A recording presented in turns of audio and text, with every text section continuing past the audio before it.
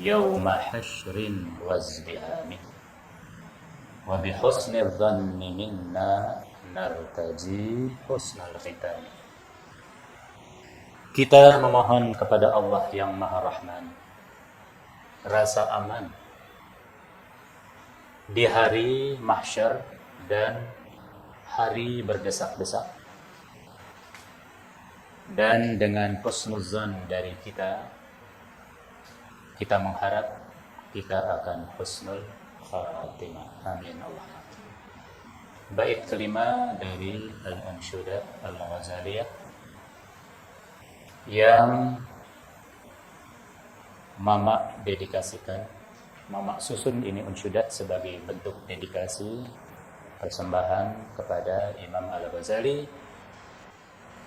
ucapan terima kasih atas jasa-jasa beliau yang telah membimbing kami, membimbing kita, khususnya di dalam bidang tasawuf, di mana Imam Al-Ghazali adalah merupakan salah satu pilar. Beliau adalah salah satu dari imam-imam Ahlus Sunnah wal Jamaah. Bila di dalam firqah ketauhidan Ahlus Sunnah wal Jamaah ada Imam Al-Asy'ari dan Imam Al-Maturidi. Di dalam madhab kefikihan yang empat ada Imam Abu Hanifah, Imam Malik, Imam Syafi'i, Imam Hanbali. Maka dalam ketasawufan dari Ahlus Sunnah wal Jamaah ini kita mengenal Imam Junaid Al-Baghdadi dan Imam Al-Ghazali. Kepada Imam Al-Ghazali ini, unshudah ini Mama persembahkan sebagai wujud terima kasih Mama kepada beliau. Makanya judulnya Al-Anshudah Al-Ghazaliyah. Anshudah itu lagu pujian. Mungkin kalau bahasa Inggrisnya hymne ya. Al-Ghazali, Ghazalian hymne. Ya. Nah, lagu pujian ini di samping mengandung unsur terima kasih, juga mengandung filosofi dan juga doa. Masing-masing baitnya doa. Makanya tadi saya selalu mengangkat tangan. Bait pertama doa agar kita dijaga oleh Allah saat menempuh thariqah kita yang kita nisbahkan kepada Imam Al-Ghazali dengan berkah Rasulullah SAW. Bait yang kedua juga doa agar saat kita menempuh tarekat ini kita dianugerahi keyakinan dan azam yang kuat, ya, agar kita dipersatukan dan ditolong, ya, diberi taufik dan insijam. Bait yang ketiga juga demikian, agar manhaj kita ini adalah manhaj orang-orang yang saleh, ya. Bait yang keempat kita mohon agar kita mendapat ilmu pembuka tabir, sekaligus ayat kita ditutup oleh Allah Subhanahu wa Ta'ala. Nah, di bait yang kelima ini, ya, sebagai penghujung dari tarekat kita adalah kita minta husnul khatimah, ya, ditutup usia kita ini dengan kematian yang betul-betul anugerah bagi kita, ya. Dan kita minta nanti di padang mahsyar, ya, yaumul hasyri wazdiham, hari dikumpulkannya manusia dan di situ terjadi kesemrawutan huru-hara bancang pakewu yang luar biasa. Kita mohon diberi rasa aman, ya, amin. Ya, mari kita persembahkan Fatihah kepada para imam kita, khususnya imam dari Ahlus Sunnah wal Jamaah yang pahamnya dianut oleh mayoritas umat Islam 80%, khususnya imam kita Imam Al-Ghazali ini yang namanya diabadikan ya di majelis ini, Majelis Ta'lim Al-Ghazali, ya. Juga kita persembahkan Fatihah ini kepada guru kita Mama Abdullah bin Nuh, Ibu Ajangan Mursyida, dan tentu orang tua, leluhur, handai taulan, kerabat kita, ya, saudara-saudara kita yang telah mendahului kita dengan membawa iman. Al-Fatihah. A'udzu billahi minasy syaithanir rajim. Bismillahirrahmanirrahim. Alhamdulillahirabbil alamin.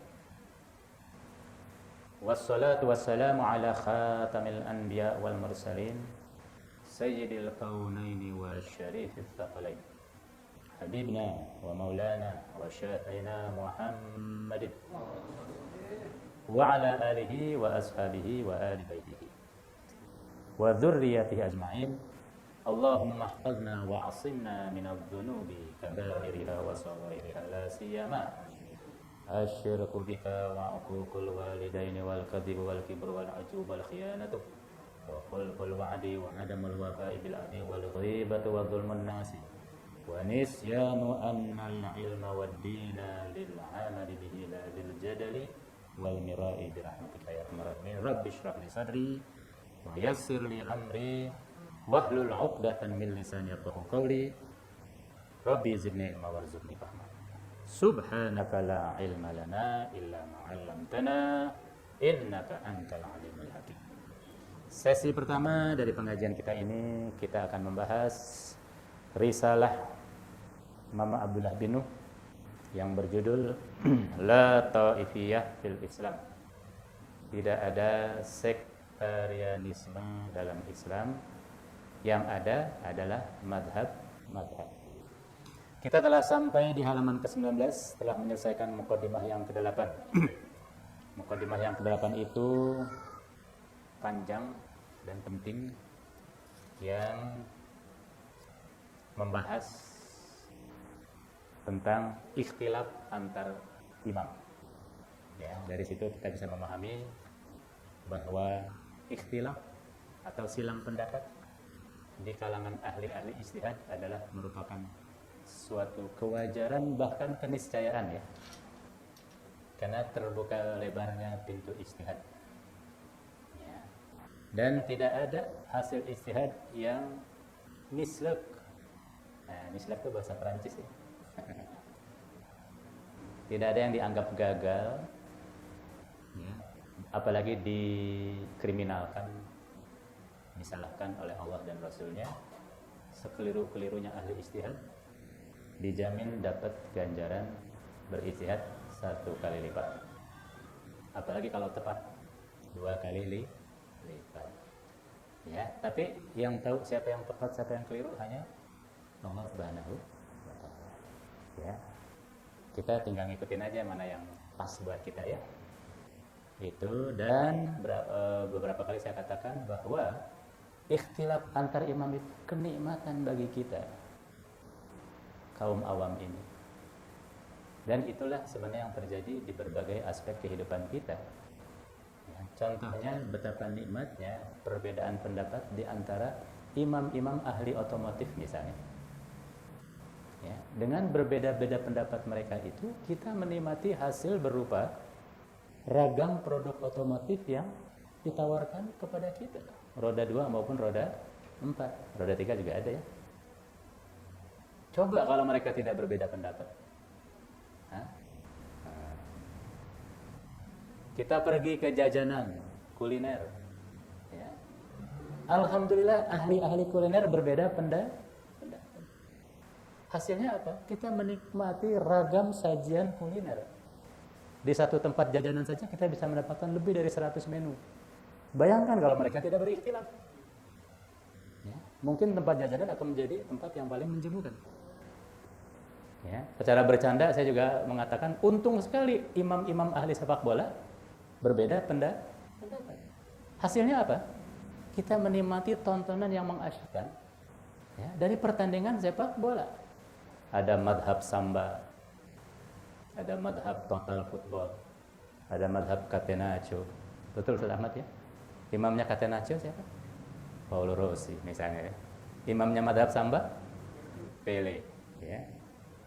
Imamnya total football siapa? Ini Bang Alvin yang apa? Johan Cruyff, ya. Johan Cruyff orang Inggris, ya?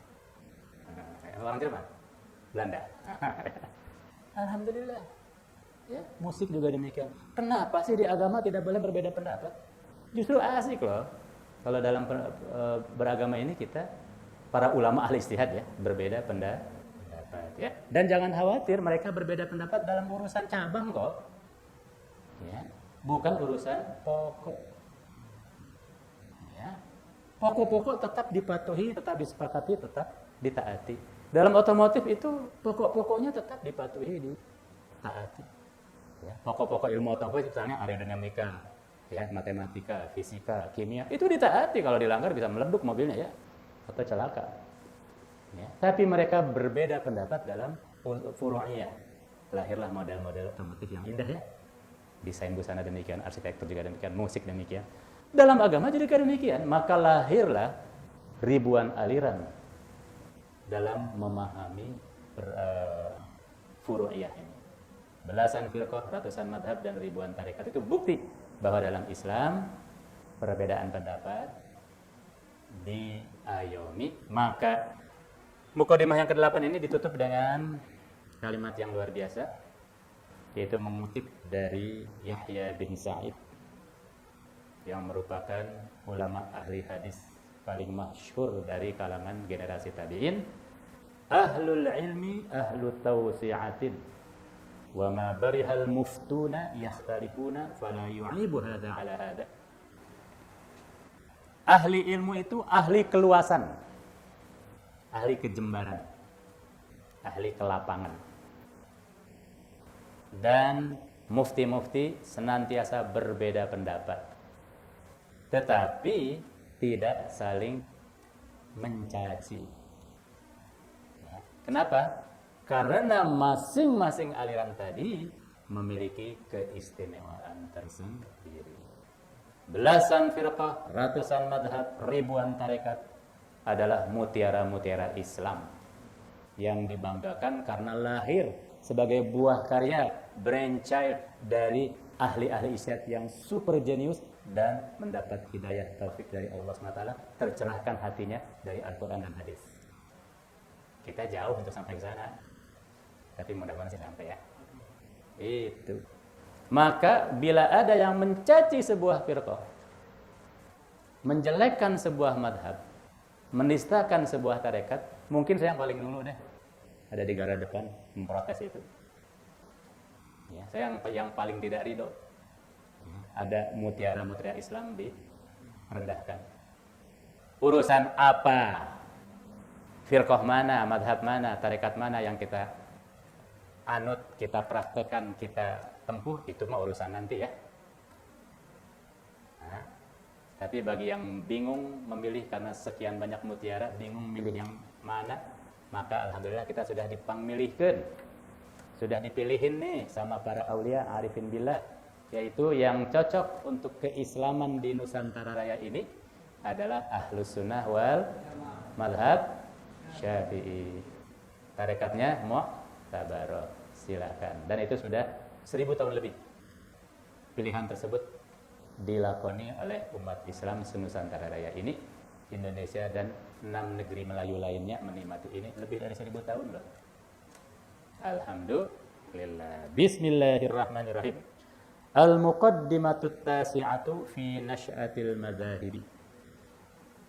Menginjak kepada muqaddimah berikutnya, yaitu muqaddimah yang ke-9 tentang munculnya madhab-madhab. Baqiyat li ahli sunnati wal jamaati arba'atu madzahib.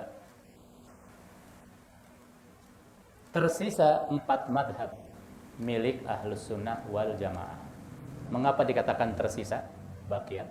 Karena dulu madhab itu ada ratusan. Dan zahiri. Kemana yang 200 sekian kemana ya? Sudah punah. Tapi sebagian masih bisa ditelusuri dari perpustakaan-perpustakaan kuno. Banyak lihat yang tertarik untuk mendalami madhab al-Auza'i atau madhab al-Thawri, silahkan ya, ada itu di perpustakaan ya. Tapi begitulah takdir Allah. Yang nyesa tersisa untuk Ahlussunnah wal Jamaah adalah 4, yaitu al-Hanafi wal Maliki wasy-Syafi'i wal Hanbali. Ya. Ini urut-urutan sejarah ya. Sulungnya Hanafi. Imam Abu Hanifah punya murid unggulan namanya Imam Malik, jadi madhab Maliki. Imam Malik punya murid kesayangan namanya Imam Syafi'i. Imam Syafi'i pada gilirannya punya murid luar biasa namanya Imam Ahmad bin Hambal. Ya, jadi mazhab Hanbali. Ya, Hanafi, Maliki, Syafi'i, Hanbali. Itu urut-urutan guru dan murid ya. Nah, ya. Semuanya luar biasa. Ya. Tidak ada yang mislek satupun, ya. Termasuk Imam Ahmad bin Hambal yang belakangan namanya diadopsi untuk sebuah masjid. Masjid Imam Ahmad bin Hambal, subhanallah. Ya, luar biasa itu masjid ini. Kita barukan kepada nama seorang imam, ya. Semoga jamaahnya juga mengikuti kemuliaan Imam Ahmad bin Hambal. Silahkan Anda melihat kepada Ana Muslim fihi bayanun anha, di dalamnya ada keterangan tentang empat madhab ini. Ya, setelah ini kita akan mengkaji Ana Muslim ya. Tapi ingat belum sampai ini. Malam ini pembahasannya belum sampai ke sini. Li'annaha, karena yang keempat ini hiyallati taba'aha jumhurul muslimina, yang diikuti oleh mayoritas umat Islam. Ya, 80% umat Islam mengikuti Ahlus Sunnah wal Jamaah dengan 4 madhab. 15% mengikuti Syiah dengan berapa madhab? 2, Ja'fari dan Zaidi. Ya, 0,5% mengikuti Ibadi. 0,5% lagi mengikuti Zahiri. Berarti total berapa? 96% umat Islam alhamdulillah bermadhab. Ya, merupakan pembenaran dari firman Allah Ta'ala di surat Al-Baqarah pertengahan, wa kadzalika ja'alnakum ummatan wasata. Demikianlah kami jadikan kalian sebagai umat pertengahan. Ya, ummatan wasato, ya, umat pertengahan. Ya, kata guru kita Syekh Kiai Haji Ma'ruf Amin, wasatiyah umat Islam itu adalah bermadhab. Ya, bermadhab. Artinya beragamanya benar. Ya. Metodologis, tertib, manhaji, ya, yaitu mengikuti apa kata para imam mereka, tidak membawa hawa nafsu sendiri. Alhamdulillah. Ya, tersisa 4%. Nah, ini yang repot. 4% ini mahiwal, nyempal, splitting group, al-firaqus syadah, tidak mau bermadhab. Artinya beragamanya nggak benar, ya, nggak mau bermadhab, ya, tidak tertib, ya. Nah, inilah yang di akhir zaman menjadi fitnah, ya, karena dijadikan senjata proksi oleh musuh kita untuk mengacau kita dari dalam. Wallahu musta'an, ya. Fi jami'i aqtaril ard, di banyak, ya, di seluruh penjuru bumi. Wa kutiba lahal baqa'u ilal yaumi, dan 4 madhab inilah yang ditakdirkan oleh Allah bertahan hingga hari ini. Alhamdulillah, ya. Wulidal imamu Abu Hanifah an-Nu'mani sanata 80 hijriyatan. Imam Abu Hanifah sebagai imam yang pertama, Abu Hanifah an-Nu'man bin Sabit, lahir di tahun 80 Hijriyah. Wa tafaqqaha bil Kufah. Di Kufah beliau mendalami fikih. Wa biha assasa madhhabahu al-ma'rufu bil madhhabil Hanafi. Di Kufah inilah beliau meletakkan dasar-dasar madhabnya yang dikenal dengan madhab Hanafi. Ya. Kufah itu sekarang di negeri Irak.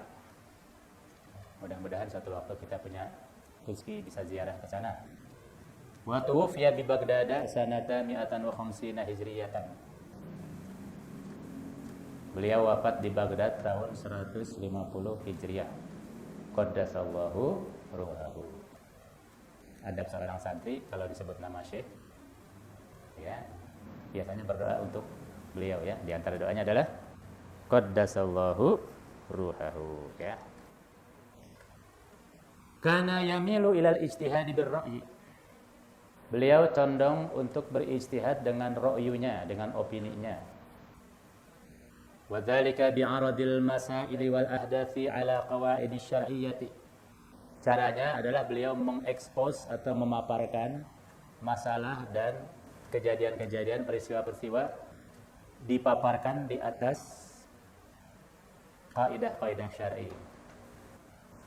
Listinbatil ahkami allati tunasibuha.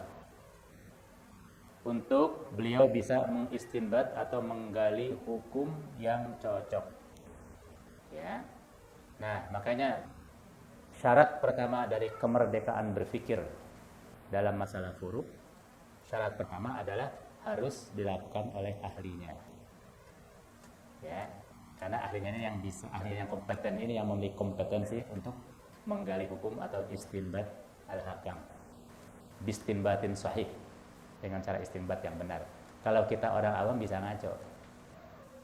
Ya, coba-coba aja orang awam bikin produk otomotif. Bahaya, ya, bisa mengancam keselamatan jiwa. Coba-coba saja orang-orang awam bikin resep kuliner sendiri, ya, bisa-bisa rasanya tidak karuan. Ya. Coba-coba saja orang awam menciptakan musik, ya, yang ada suara gaduh. Ya, jadi segala sesuatu harus ada ahlinya, harus dilakukan oleh ahlinya, ya. Itu syarat pertama, ya. Syarat yang kedua apa? Tidak boleh merasa benar sendiri. Yang ketiga, tidak boleh memaksakan pada orang lain. Wa qad sara ala tariqatihi talamidhu. Tarekat ini juga dijalani oleh murid-muridnya, ya, oleh tilmiznya, ya. Wa qad sya'a madhhabu Abi Hanifah fi katsirin min biladil Islam. Ya. Madhab Abu Hanifah ini meluas di banyak negeri-negeri Islam. Ka Baghdad wa biladi Farisin wal Hindi wa Bukhara wal Yamani wa Misra wa Syam wa ghairiha. Ya. Seperti di Baghdad, di negeri-negeri Syam, di negeri-negeri Persia, di India, di Bukhara. Bukhara sekarang Turkmenistan. Turkmenistan dan Kazakhstan. Di Yaman, di Mesir, di Syam dan lain sebagainya. Menurut statistik PIW, Ahlu Sunnah yang 80% ini mayoritas memang pengikut mazhab Hanafi. Kalau tidak salah mazhab Hanafi itu diikuti oleh, kalau saya tidak salah ya, 40% dari Ahlu Sunnah wal Jamaah. Ya, yang kedua Syafi'i. Ya, Syafi'i itu sekitar 30%. Ya, sudah 70 ya. Kemudian Hanafi, Maliki sekitar 20%. Dan yang paling sedikit adalah madhab Hanbali, sekitar 10%. Mungkin saya salah mengutip, silakan cari di googling, ya, PIW statistic on Muslim Sunni, ya, itu statistik tahun 2018an lah, ya. Gitu. Di PIW ini umat Islam Sunni disebut sebagai menduduki posisi 79% dari umat Islam. Tadi saya mengatakan 80 ya, 79. Oh alam ya. Kalau nggak percaya hitung aja sendiri. Ya. Nah, sampai di sini dulu kajian kita terhadap risalah Lataifiyah sebagai sesi pertama. Berikutnya kita mengkaji Ana Muslim Sunni Syafi'i. Halaman 32. Ya. Fotokopinya masih ada ya. Belum habis. Halaman 32.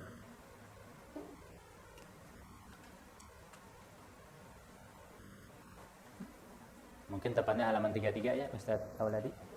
33. Ah? 3? Ya, betul, halaman 33. Muqaddimah yang keempat, al-muqaddimatur rabi'atu. Bismillahirrahmanirrahim. Al-akhbarul muta'aridatu katsiratun li asbabin. Hadis yang saling berlawanan itu banyak karena berbagai sebab. Ya, jadi jangan heran jamaah kalau mendapatkan hadis ini begini, hadis itu kok begitu. Ya, itulah yang sering digembar-gemborkan itu diantaranya ya. 72 golongan. Bukan gitu awalnya. Umat Islam nanti akan terpecah menjadi 73 golongan. 72 masuk neraka.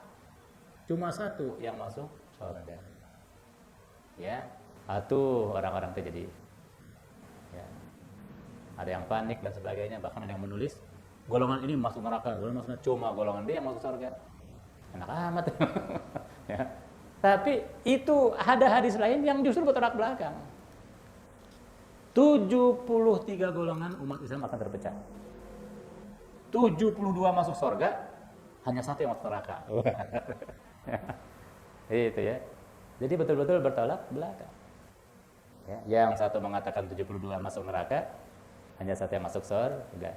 Yang ini mengatakan sebaliknya, 72 masuk surga, hanya satu yang masuk neraka. Makanya jangan terlalu dimutlakin hadis itu ya. Ya santai saja ya. Itu. Nah, hadis macam ini terjadinya karena beberapa sebab. Minha al-khata'u fi fahmil muradi. Keliru dalam memahami maksud. Ya.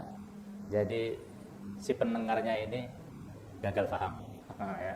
Yang kedua, au sama'il lafzi, atau keliru dalam mendengar lafaz. Nah, ini rada torek nih ya. Bisa saja kan pria itu rada torek ya. Atau dia duduk di pojok majelis sana. Kan beda hasil pendengaran dengan yang duduk dekat. Apalagi zaman dulu belum ada sound system ya. Gitu. Ya. Awil ittila'i 'alal 'ami awil mutlaqi awil mansukhi. Atau gagal dalam mendeteksi ittila, mendeteksi adanya yang umum, ada yang mutlak, adanya yang mansukh. Ya. Gagal dalam mendeteksi ini bisa repot. Ya. Au wa adamil ittila'i 'alal khasi awil muqayyadi awil nasikhi. Ya. Dia bisa mendeteksi yang, maaf saya agak keliru menerjemahkan. Dia ittila kepada yang am, tapi gagal ittila, gagal mendeteksi adanya yang khas. Dia mendeteksi adanya yang mutlak, tapi gagal mendeteksi adanya muqayyad. Nanti akan kita terangkan satu persatu ini ya. Dia mendeteksi adanya mansukh, tapi dia gagal mendeteksi mana yang nasikh. Nah, ya. Apalagi au ghairi dzalika, dan sebab-sebab lainnya. Jadi jangan heran kalau ada satu hadis kok berbeda dengan hadis yang lain. Walit ta'arudi ilajatun waradat bihal akhbaru war riwayatu. Wa qala biha ulama'ul muslimina. Untuk menghadapi ta'arud ini ada treatmentnya. Ada aneka treatmentnya, ilajahnya, ilajnya yang dituturkan oleh kabar-kabar serta riwayat-riwayat yang diucapkan oleh para ulama muslimin. Minha diantaranya al-aradu ala kitabillahi, paparkan saja dengan Al-Quran. Contohnya hadis yang dua tadi ya, 72 versus 1, 72 masuk neraka versus 1 masuk surga, atau 72 masuk surga versus 1 masuk neraka. Aduh, gimana ya? Nah, ilaj yang pertama, paparkan saja ke Quran. Kira-kira yang cocok yang mana nih? Ya, apakah 72 masuk neraka, 1 masuk surga, atau 72 masuk surga, 1 masuk neraka? Coba deh sandarkan, barengkan saja dengan Al-Quran. Ya, sandingkan dengan Al-Quran. Kira-kira Bapak Ibu jamaah pilih yang mana? Terserah, pilih yang mana? Ya. Mau yang 72 masuk neraka, 1 masuk surga, atau 73 masuk surga, 1 masuk neraka? Ayo, pilih yang mana? Ya. Pilihan ada di tangan Anda ya. Gitu saja repot. Wasabiti min sunnati Rasulillah sallallahu alaihi wasallam, atau dipaparkan kepada hadis yang memang sudah mapan. Hadis sudah sabit. Hadis mutawatir misalnya. Itu kan sekelas Al-Qur'an dari subutiahnya ya. Itu. Fa yu'khadhu bima wafaqa wa yutraku ma khalafa. Yang cocok ambil, yang tidak cocok tinggalkan. Itu ya. Wa minha, bentuk ilaj lain, bentuk treatment lain adalah al-muwafaqatu lil ijma'i aw siratil muslimina awil masyhuri bainal ulama. Awil muwafaqatu lima alaihi sahabatu wat tabi'un. Yang ketiga, cocok tidak dengan ijma'. Cocok tidak dengan sirah kaum muslimin, perjalanan hidup kaum muslimin. Cocok tidak dengan pendapat masyhur di kalangan ulama, mulai dari sahabat, tabi'in, tabi'in. Ya. Cocok tidak dengan pegangan para sahabat dan tabi'in. Cocok tidak. Apa kita mau miara yang nyantrik-nyantrik? Yang mahiwal-mahiwal itu loh. yang aneh-aneh. Ya. Terserah itu ya. Cuma kan saya sering mengatakan kalau untuk urusan agama nggak usah nyentrik-nyentrik deh. Kalau urusan busana silahkan. Fashion ya, Anda mau nyentrik apapun silahkan. Ya, Bang Alvin misalnya pakai kemeja yang kanan lengan pendek, yang kiri lengan panjang, silahkan. Ya, celananya juga yang satu bra, yang satu melecet kayak pensil itu ya. Terus rambutnya dicat 17 warna, silahkan. Kacamatanya hijau dan merah itu ya. Ya, sepatunya kuning dan biru misalnya. Silahkan ya, motornya ditempeli stiker aneh banyak, spionnya ada 17. Misalnya knalpotnya dibikin melingkar, silahkan. Ya. Paling kita dibilang orang gila. Ya. Tapi kalau nyentrik dalam urusan agama fatal loh. Ya. Ada sementara orang yang tergoda untuk pengen beda dari yang lain. Ya. Kata orang Jawa, waton suloyo. Ya. Kata orang Sunda, hayang beda, hayang nyulayaan batur.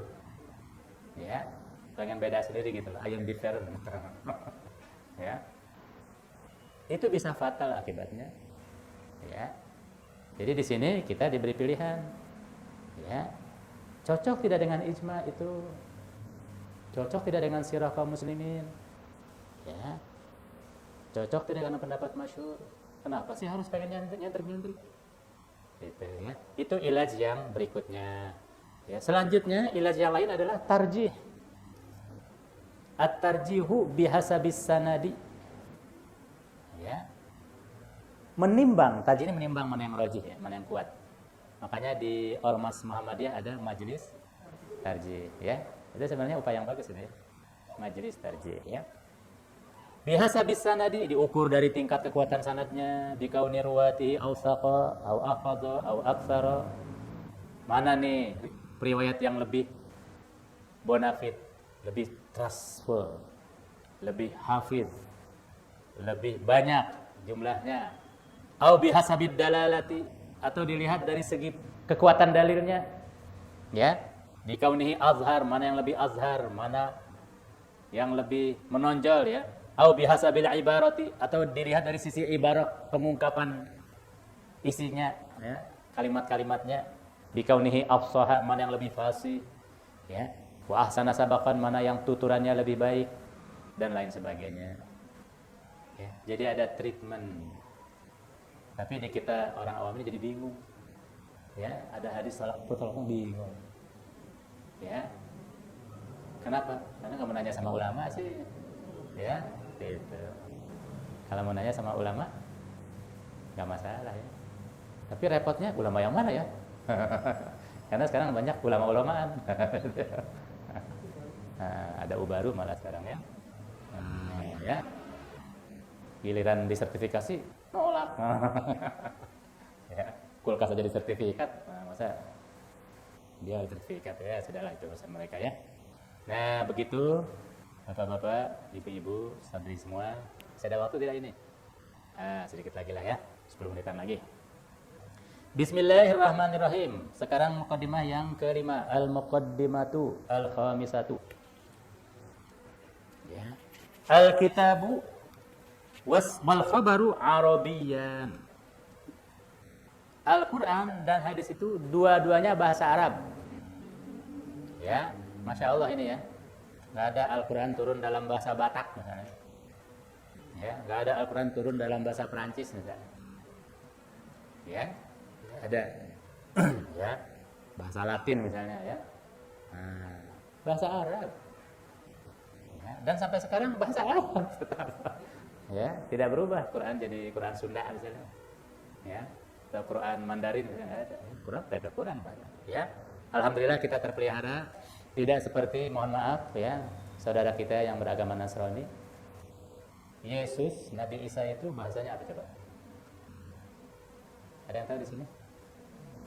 Ya, Nabi Isa itu berbahasa apa?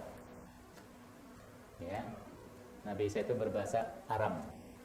Aram itu saudaranya Arab dan Ibrani. Ya, induknya bahasa Suryani. Ya, bahasa Suryani sudah punah. Ya, kalau di kita mungkin kayak bahasa Sanskerta gitu. Nah, bahasa Suryani ini menurunkan 3 anak. Ibrani, Arami, dan Arabi. Ya. Yang dua ini masih bertahan. Ibrani dipakai oleh orang-orang Yahudi. Sampai sekarang masih bertahan. Arabi dipakai oleh kaum muslimin. Bukan cuma bangsa Arab saja, tapi kaum muslimin. Ya, tapi Aram ini nyaris punah. Ya, sedikit sekali yang berbicara Aram. Ada di gunung di Damaskus, ada sekelompok orang yang masih bicara Aram. YouTube-nya ada. Saya setel YouTube, bicara Arab ini. Saya dengar, kayak mirip Arab ya, Aram itu. Tapi apa yang terjadi sekarang, bapak-bapak, ibu-ibu? Mohon maaf ya, barangkali di sini ada jamaah yang dari agama Nasrani, ngacung. Alvin bukan Nasrani. Sekarang ini bahasa suci di agama Nasrani apa coba? Terutama Pauline Christianity ya, Kristen Paulus. Apa? Latin. Aduh, kemana mendi ada itu mah? Kapan Latinnya? Kapan Nabi Isa bicara Latin? Ya, Salus Aigroti Suprema Lexes. Ya, apalagi itu? Ora elabora dan sebagainya. Ya. Godiamus gitu, Juventus Dungsumus. Loh, kok jadi bahasa suci? Ya. Alhamdulillah kita masih mempertahankan bahasa Al-Qur'an dan bahasa hadis. Ya, malah kita menjadi preservator yang lebih dari orang Arab loh. Orang Arab sudah bicara Amiyah, ya. Kita masih bicara ilahi wasdulil firdausi ahla. Pasti ya. Nah, harus kita terima kenyataan sepahit apapun bahwa Al-Qur'an dan hadis itu berbahasa Arab. Ya. Jadi wayahna kalau ingin mengerti Islam harus mengerti bahasa Arab. Ya. Itu. Kalau mau mendapat keilmuan Islam yang sebenarnya harus bisa bahasa Arab. Ya, nahu sorof kudu bisa itu wayahna. Ya, jangan dorobaya 1000 dramben. Haqiqatu wal majazu. Sebagaimana bahasa Arab, sebagaimana pembicaraan orang Arab, di dalam keduanya ini, di dalam Al-Quran maupun hadis, juga ada disebut dengan hakikat, ada disebut dengan majaz. Masa bahasa kita yang majaz ya? Dalam sastra Indonesia juga dikenal istilah majaz ya. Kiasan ya. Wa qad kasural majazu fil lughatil arabiyyati jiddan. Di dalam bahasa Arab banyak sekali bentukan kiasan ini, bentukan majaz. Ya, kalau kata orang Sunda apa tuh ya? Sindir, sampir, ya, sindir, sampir. Nah, bahasa Arab itu kaya dengan majaz. Itu ya. Di dalam Al-Qur'an, bentukan majaz yang ada dalam Al-Qur'an di antaranya adalah yadullah fawqa aydihim. Tangan Allah di atas tangan mereka. Tangan Allah di atas tangan mereka. Kalau kita tidak menggunakannya sebagai majaz, kita bakal gagal paham, ya. Mungkin kalau kita bisa disandingkan dengan ungkapan beliau memerintah negerinya dengan tangan besi. Tangan besi. Itu kepala negara mana yang tangannya besi? Nah, itu ya. Padahal itu ungkapan ya. Itu ya. Wasna'il fulka bi'ayunina. Buatlah perahu olehmu wahai Nuh dengan mata-mata kami. Bikin perahu dengan mata. Itu ya. Walitusna'a ala aini. Ya, hendaknya kapal itu dibuat dengan mataku.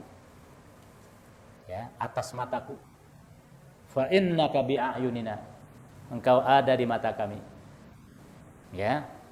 Saya jadi ingat ya ungkapan orang Arab Siwari ini. Ala ra'si aini. Ala ra'si aini. Kalau ingin mengungkapkan bahwa dirinya bersedia membantu, menolong kita dengan penuh ketulusan, ala ra'si aini. Kalau di kita apa ya? Siap. Dapat 6. Kayak gitu ya. Walau tara idh wuqifu ala rabbihim. Seandainya engkau melihat bagaimana mereka diletakkan, diberdirikan di atas Tuhan mereka. Ini juga majaz ya. Ya hasrata ala ma farrattu fi jambillahi. Ya. Betapa menyesalnya atas apa yang aku sia-siakan di sisi Allah. Kullu syai'in halikun illa wajhahu. Segala sesuatu binasa kecuali wajahnya. Ayat lain, fa aina ma tuwallu fatamma wajhullahi. Ya. Kemana saja engkau berpaling, kalian berpaling, di situ ada wajah Allah. Ya, wa yabqa wajhu rabbika. Yang tersisa adalah wajah Tuhanmu. Yang kekal adalah wajah Tuhanmu. Ayat lain, Ar-Rahmanu 'alal 'arsy istawa, 'alal 'arsy istawa. Tuhan yang Rahman bersinggasana di atas arasy. Yakhafuna rabbahum min fawqihim. Mereka takut kepada Tuhan yang ada di atas. Ya, dan ayat-ayat lain yang ungkapannya majaz. Ya, di mana wal qarinatu 'alal majazi fil kulli adamu imkani iradatil ma'nal haqiqi al mustalzimi lit tatzimi wat tahayyuzi wal wujudi fi makanin duna ghairihi. Di mana indikasi yang menunjukkan bahwa ini majaz di setiap ayat-ayat yang tadi kita tuturkan, yaitu tidak mungkinnya menerapkan iradah makna yang hakiki yang mengharuskan adanya tajsim, adanya penyosokan jisim, wat tahayyuz, adanya tahayyuz, penempatan ruang, ya, wal wujudi fi makanin duna ghairihi, dan keberadaan di satu tempat tanpa di tempat lainnya. Ini kan hal yang tidak mungkin terjadi kepada sosok kesempurnaan Tuhan Allah. Ya, mana mungkin Allah ada di suatu tempat? Gitu ya, karena tempat atau ruang adalah makhluk Allah. Masa sih Allah terkurung sama makhluknya? Ya, ruang dan waktu adalah makhluk Allah. Ya. Nah, kita mengatakan ini majaz karena kalau kita tempatkan dalam iradah makna yang hakiki, maksud makna yang hakiki, bakal repot.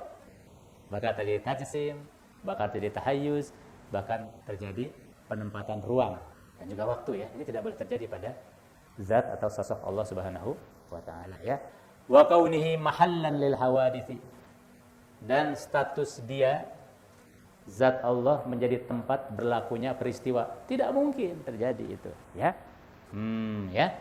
Wa mimma jaa minal majazi fis sunnati, di dalam hadis juga ada aneka majaz. Ya, di antaranya hadits Abi Hurairah anna Nabi sallallahu alaihi wasallam qala. Ya. Di mana Rasulullah SAW pernah bersabda dalam riwayat Abu Hurairah, innan nara la tamtali'u, neraka itu tidak akan padat penuh hatta yada'allahu qadamahu fiha, sampai Allah menjejakkan kakinya di neraka. Jangan kita bayangkan kaki Allah seperti kaki raksasa ya, itu. Ya, kalau ungkapan sudahnya sampai didedetkan ke Gusti Allah, dijejak ke Gusti Allah, neraka itu padat. Ya, sehingga neraka itu menjadi tempat yang padat, sesak, dan tidak ada ruang untuk meloloskan diri. Tapi ini kan ungkapan yang majazi ya, yang sifatnya majaz atau apa tadi, kiasan ya. Wa amsaluhu, dan lain sebagainya. Wal qarinatu mamarra, indikasinya seperti tadi Al-Quran. Itu kalau diterapkan di mana hakiki bisa repot, bisa terjadi tahayyuz, bisa terjadi tajsim, bisa terjadi penempatan sosok Allah di ruang atau waktu. Hal yang tidak mungkin terjadi karena apa? Ruang dan waktu adalah makhluk Allah ya. Wal qarinatu imma maqaliyatun au haliyatun. Ya, qarinah di sini bisa bersifat maqali, bisa bersifat hali. Ya, bisa bersifat ucapan, bisa bersifat kondisional. Fatakhfa ala ba'dil afhami. Ya, kebanyakan orang, terutama orang awam, luput dari hal ini. Wa yaqau fi hal istibah, sehingga terjatuh di dalam syubhat. Ya, syubhat apa sih bahasa Indonesianya? Keterkecohan. Ya, kalau dalam bahasa Inggrisnya confusion.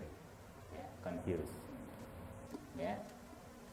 Kalau orang sudah terjatuh dalam confused, akan berpikir ilusif, delusif, waham dan sebagainya. Alhamdulillah. Ya.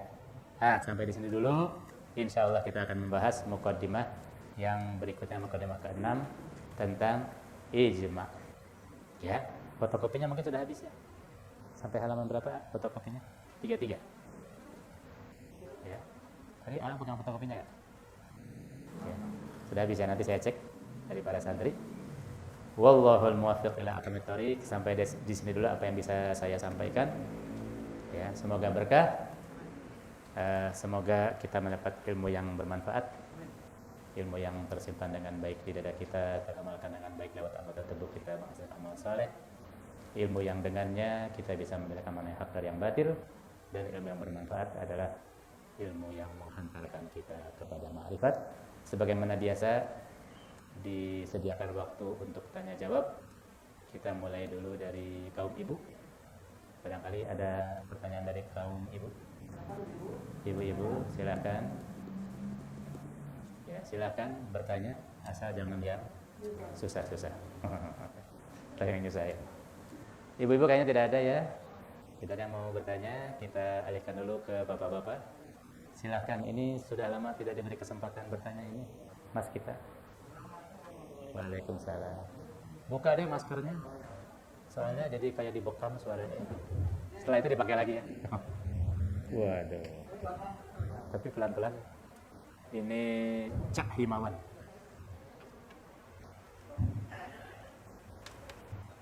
Assalamualaikum warahmatullahi wabarakatuh. Waalaikumsalam. Lanjut Pak, Ustaz. Kalau kemarin kan perbedaan mazhab antara mazhab Maliki sama Syafi'i. Kan saya mau lihat agak pribadi. Pertanyaan saya, kalau seumpamanya saya mazhab Syafi'i jatuh cinta sama mazhab Maliki. Jatuh cinta apa? Jatuh cinta sama perempuan. Ya, perempuan kan sama laki susah kan? Oh ya jangan. Ya sama perempuan, tapi mazhabnya mazhab Maliki. Punya calon istri bermadhab beda. Maliki itu gimana? Ya enggak apa-apa. Ya, terima kasih. Ya. Bagus sekali pertanyaannya. Bagaimana bila dua orang suami istri berbeda madhab? Ya nggak apa-apa. Ya, apanya yang repot? Tinggal saling menghormati, ya. Tinggal saling menghormati. Atau salah satunya merelakan, ya, untuk menyamakan madhabnya. Dan itu tidak masalah juga, ya. Nah, di antara asasnya adalah keberadaan mereka ada di daerah mana. Nah, ya. Nah, ini jauh lebih penting daripada sekedar hubungan suami istri. Ya. Misalnya, ini kameramen kita nih, Bang Zaki, pindah bermukim ke mana ya? Ke Timbuktu, Mali. Mau nggak di Timbuktu, Mali? Negara Afrika Tengah ya, eksotik, ya. Orangnya eksotik, makanannya eksotik, budayanya eksotik. Walhasil betah aja Bang Zaki di situ. Ya, maka amat sangat disarankan agar Bang Zaki ini jangan lagi kekeh memelihara madhab Syafi'inya. Ya, lepaskan itu madhab Syafi'inya, ikuti madhab Maliki yang ada di sana. Ya, supaya nggak repot. Ya, inilah yang pernah disarankan dengan sangat oleh Cheng He atau Cheng Ho. Ya, Laksamana Cheng Ho yang datang ke Indonesia ini 100 tahun sebelum adanya Wali Sanga. Ya. Ketika sahabatnya Sampokong menderita sakit di laut, diturunkanlah di pesisir Semarang. Ya. Nama sahabat ini Sampokong. Apa kata Cheng Ho kepada Sampokong pesannya? Ya. Ya. Lu turun di sini, lu jangan ikut oleh lu mati nanti lu dilempar di laut. Ya. Kau turun di pantai Semarang ini, kau dirikan masjid, kau sebarkan Islam, tapi jangan tetap bermadhab. Lepaskan madhab kita, yaitu madhab Hanafi. Ya. Cheng He dan Sampokong ini sejak dahulu madhabnya Hanafi. Islam yang dimasukkan ke Tiongkok itu adalah madhab Hanafi. Ya, seperti halnya di India Utara, di Balkan, di Afrika, di Turki, ya, itu Hanafi. Ya. Nah, kata Cheng Ho, jangan lagi pakai Hanafi, tapi bergantilah seperti madhab penduduk di sini, itu Syafi'i. Luar biasa arifnya ini ya. Mr. Cheng Ho ini atau Asy-Syaikh As-Sayyid Mahmud Syamsuddin Umar qaddasallahu ruhahu. Beliau seorang wali besar, Masya Allah ya. Mudah-mudahan kita bisa berziarah ke makam beliau. Ini makam beliau ini ada dua ya, di Kunming dan di Guangzhou. Ya. Maaf di Xi'an, ya, di Kunming dan di Xi'an. Tapi ini makam kehormatan, karena beliau sebenarnya meninggal di laut di Kalkuta, ya, di perairan Kalkuta, India. Jadi beliau sebenarnya dimakamkan di laut, ditenggelamkan jenazahnya itu di laut. Nah, ini menunjukkan betapa arifnya seorang Cheng Ho. Dan alhamdulillah ini dijalankan oleh Syekh Sampokong ini, qaddasallahu, dan beliau mendirikan masjid. Tapi kemana itu sekarang masjidnya ya? Sebab kalau kita ke Semarang, yang ada kelenteng Sampokong. Kelenteng. Ya, karena Sampokong seperti halnya Cheng Ho adalah seorang yang pluralis, sehingga dia juga dihormati oleh penganut agama lain, ya, termasuk orang-orang Buddha atau orang Konfusius, sehingga mendirikan kelenteng. Atau jangan-jangan kelenteng itu dulunya masjid ya?